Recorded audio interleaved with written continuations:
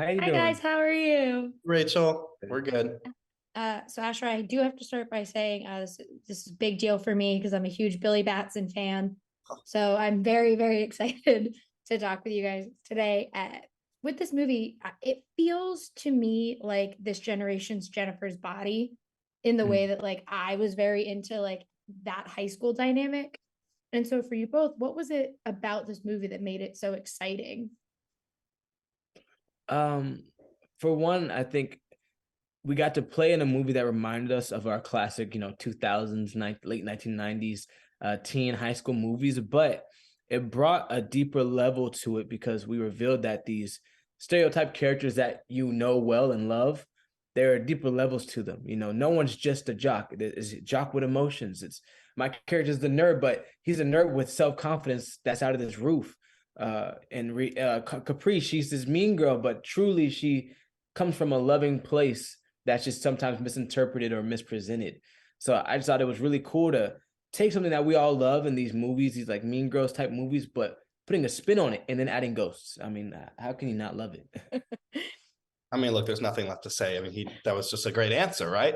Okay, well, what I can say, just to follow that up, which is literally the same thing. Like the writing is so real and so good, and it's such a great representation of like what's happening in high school. And I feel like, the girls were just talking about our press conference. It's like talking about like the pimples or like my hair or this or that makeup and whatnot. It's like real true things that like kids are going through in high school with being a jock and the stereotypicals and whatnot and but like finding your lane I think is something that's really cool and like it's literally Mean Girls meets Sixth Sense. It's with more layers to it, which I think people will really like.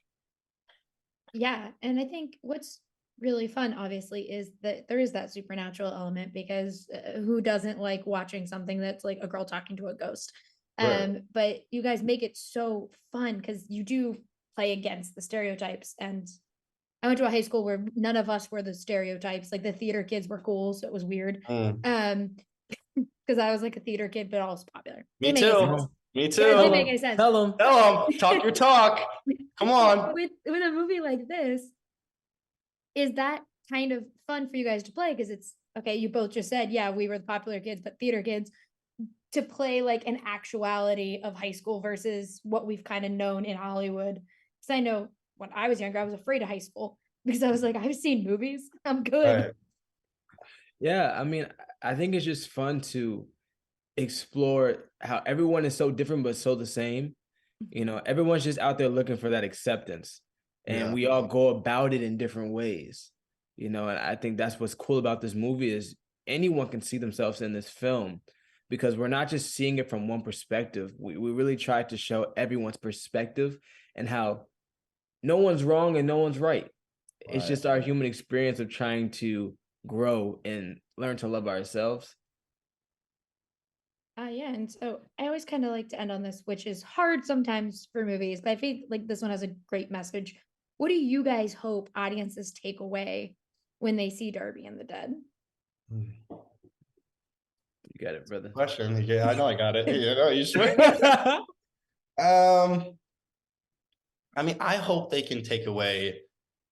Um, it's okay to lose someone and to grieve and like I said, there's so many different elements in this movie with the ghosts and being haunting and just being in high school and what high school's about with the jocks, the nerds, and this and that, because they're like I said, there's so many more layers to it. So I think what I hope people can take away is um acceptance and love and compassion and it's okay to be yourself and I think if we can do that and if people can relate to that in the movie, then hopefully they can take that into the real world with them, I guess.